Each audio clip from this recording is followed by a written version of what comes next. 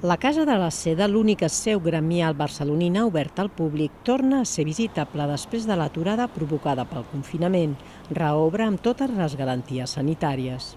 Hem reduït els grups al 50% i també assegurem la distància social perquè l'espai permet que les unitats familiars es separin i també la mascareta i el gel hidroalcohòlic a l'entrada de l'edifici en disposen per poder netejar-se. Les visites s'inicien al rebedor custodiat per 5 àngels d'un pas de Setmana Santa. Després es passa a la Sala Magna, un lloc determinant en la història i economia catalanes. És on es reunien el Consell del Gremi de la Seda i on decidien, sobretot, sobre preus mínims i màxims, sobre noves ordenances.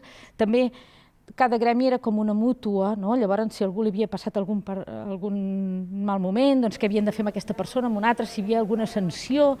Un altre espai destacat de la visita és la biblioteca. La gran majoria la tenim a l'Hemeroteca de Barcelona. Aquí ens han quedat alguns documents i, si no, rèpliques de documents, d'això, de denúncies, de canvis, de ceders del negoci d'una a l'altra.